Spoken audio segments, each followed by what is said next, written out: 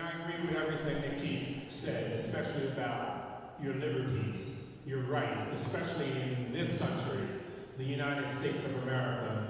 You know, and the Constitution of the United States does not grant you the right, these freedoms.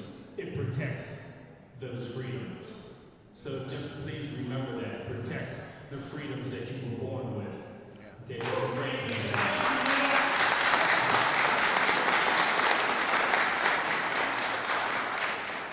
my home state of Maryland, so this is a real fitting venue for this because my home state of Maryland never ever supported federal alcohol prohibition. We had a strong governor back then, and we had a strong legislative body back then, and they never supported those policies. And so it was called the free state for a couple of reasons. Number one, slavery, and then number two, because we never supported the policies of alcohol prohibition. And I'm working very hard back in my home state of Maryland to undo the policies of prohibition for marijuana. So again, such a great venue for this tonight. I realized something that when I was mingling around with folks earlier tonight, that there are some people who don't know my story. We just heard, Randy talk about his story, and I didn't know the details of his story.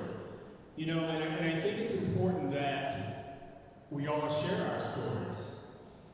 We don't tell them enough. And I think if we made them more public and we shared them more, I think we would move this issue along at a quicker pace. So just real quick, because I have two other points to make before I close. I've got over three decades in law enforcement in the state of Maryland. I retired from the Maryland State Police in 1999. Most of my career was working in narcotics. I worked undercover in the early 1980s. And let me just say this, most of the arrests that we made were not drug kingpins or heavyweight dealers. They were simple marijuana possession arrests. It's no different today. And it's no different today. So I think that's an important point to make. So then I ended up commanding 7 drug task forces in the western part of the state, 1 per county, west of the Baltimore metro area.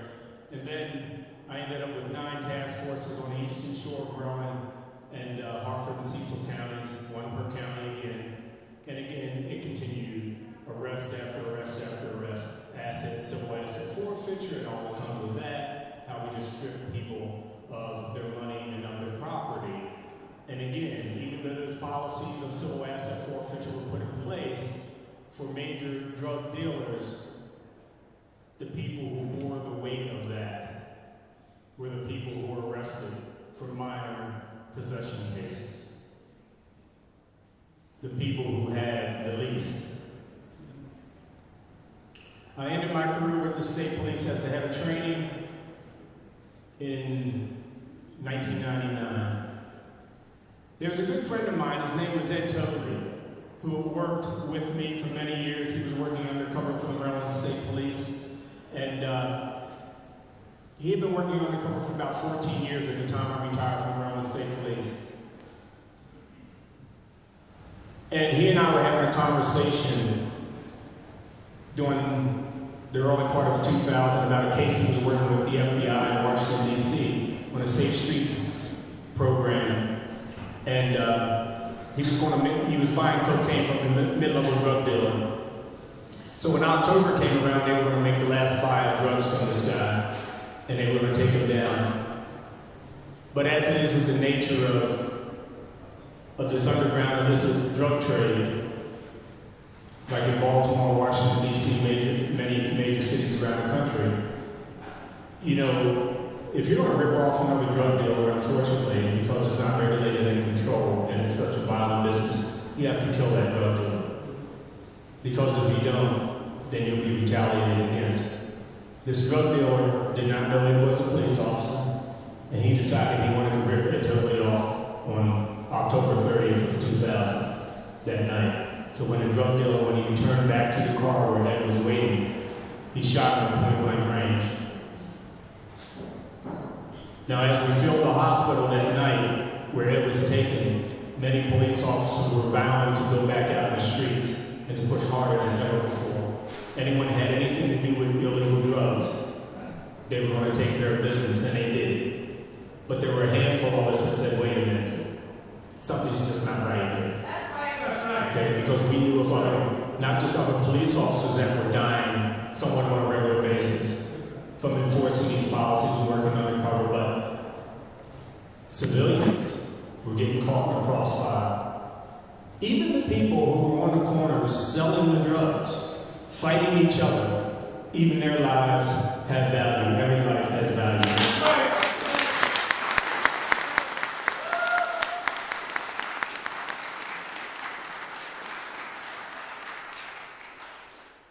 So we started researching and we started looking at data. In 2002, I stumbled across Law Enforcement Against Prohibition's brand new website. You know, Jack Cole and Peter Chris had formed the organization, and I signed up, and I was still active in law enforcement with the Baltimore Police Department at that time, and I started speaking for the organization in 2008. That made me, unfortunately, it took that violence, that's what it took for me to pause just long enough to see that something wasn't right. And I wish that that never had to happen. But it did. And so I will not waste it. For the rest of my life, I will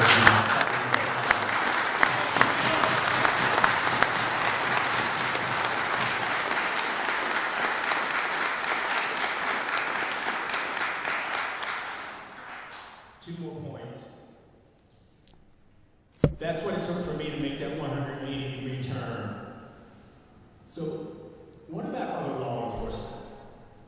You know, they've experienced similar things. They've had comrades who have been killed in the line of duty fighting this battle of war on drugs. You know, they've seen the same things that I've seen. And so why is it so difficult for many law enforcement to come around? And there are a couple reasons. Number one, you know, there is that monetary dynasty thing, you know, civil asset forfeiture that I mentioned. There is a lot of money in the business. Everybody's getting paid off of this damn drug war, and it's a shame. Okay, even law enforcement. But I think even more important than the money, why it's so difficult for law enforcement to make this turn, is because we've been at this nonsense for so long. Enforcing these policies for so long, unlike alcohol prohibition, which was only 13 years, we've been at this for decades, folks, and it's become part of law enforcement's identity. Okay, when I say law enforcement, I'm not talking about a particular police department's identity. I'm talking about an individual police officer's identity. That was most of my career. That was most of what I did. You know, I think about some of the other folks that I work with, you know, and how they've been working the streets, drug and addiction teams, decade after decade, not going up through the ranks and changing job, you know, descriptions or anything, just doing this day after day after day, pulling over cars, searching cars, hidden compartments, exposed to the violence around it, and then making the inappropriate link, you know, to drug use and the violence, you know, not realizing that it's the policies of prohibition that cause the violence. Not the drug use.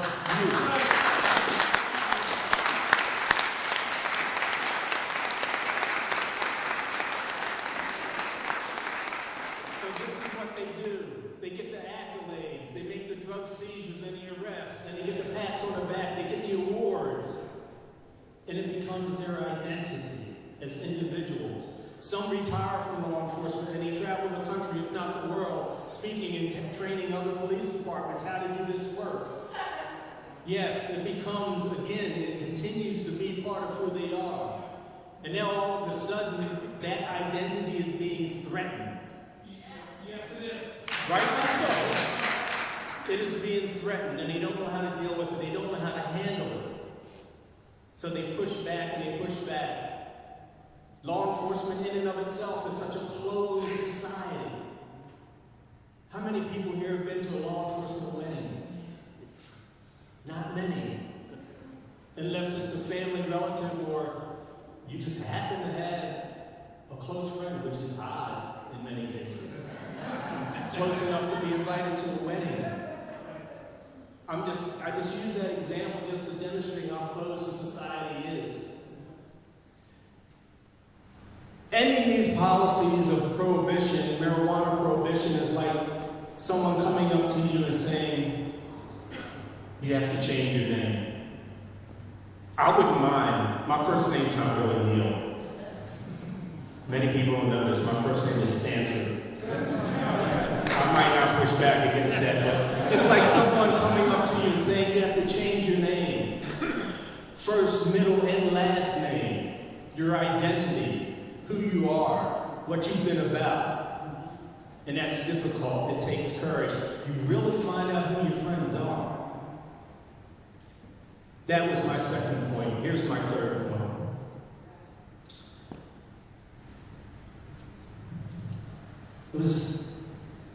Portland was 2010, right? Yeah. Okay.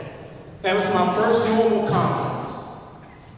It was right after Prohibition 19 in California. So many sad faces. It didn't pass. But let me tell you how important that was. If it wasn't for Prohibition 19, you wouldn't see today what's going on in Colorado. Prohibition 19 started an educational campaign about marijuana across this country that it had never seen before.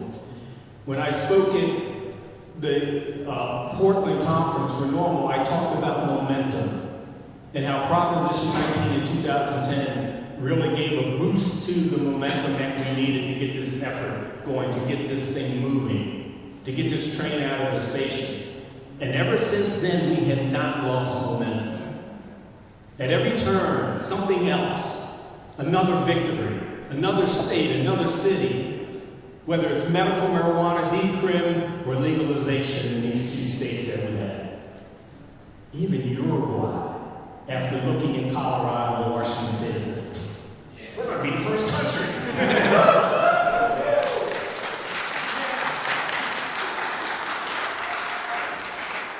Momentum. Why couldn't we sustain momentum back in the 1970s?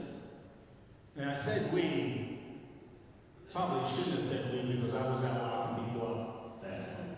But anyway, why couldn't we, for the sake of this conversation, why couldn't we do that back in the 1970s? Here's the difference. Back in the 1970s, as Keith said, you know, it was primarily about those who wanted to exercise their rights, as you rightly had, to use marijuana. That's what this country's about. That's what the movement was about back then.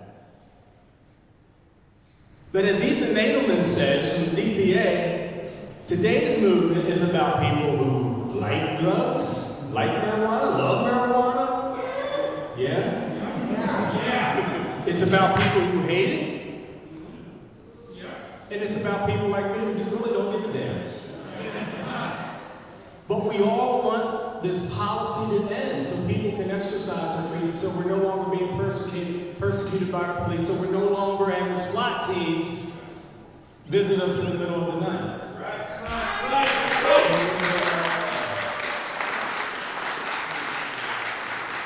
Dynamic entries, flashbang grenades, and shooting the family pets. And sometimes, unfortunately, shooting us, people. It's a movement about human rights. It's a movement about civil rights. Are you familiar with the ACLU's recent report, national report, about the disparity issues of marijuana arrests across this country? If you haven't read it, folks, it's online. ACLU, you need to go look at it.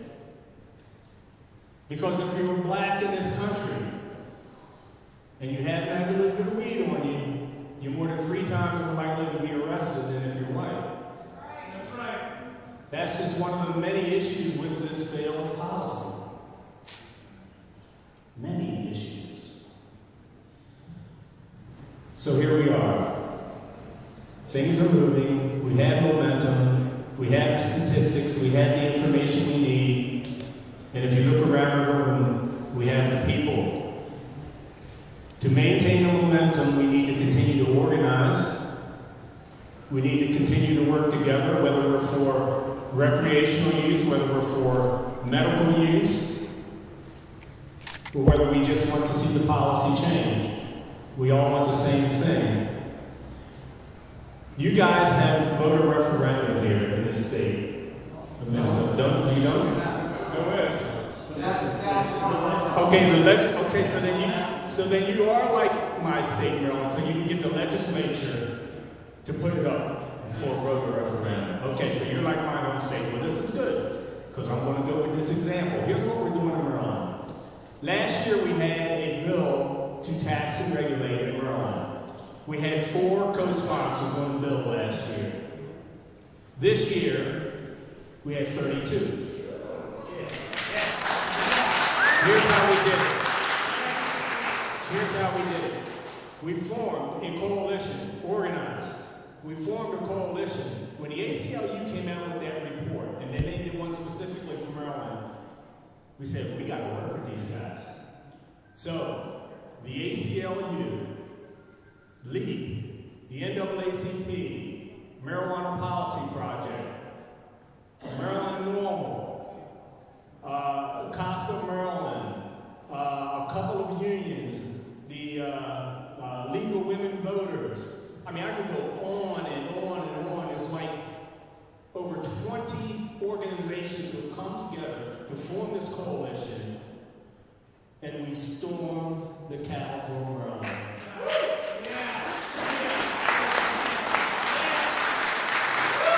Every day,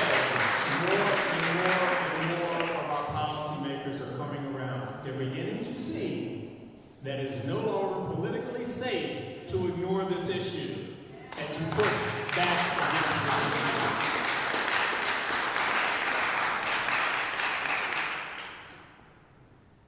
So that's what I wanted to say. I wanted to leave you guys with something. We started this in Maryland. We're now trying to do it in Pennsylvania. We're talking about doing it in Virginia with Normal in Virginia and the ACLU.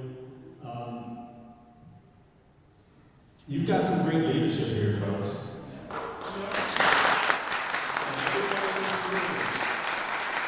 Everyone should, number one, be active with this coalition of folks in moving the issue forward, but you should also be reaching out to your friends that aren't here, your family members that aren't here, and you need to get their butts involved as well. Because again, this is not just about people who just want to smoke weed. Yes, that's a big, important part of it. It is. Exercise your rights to do that.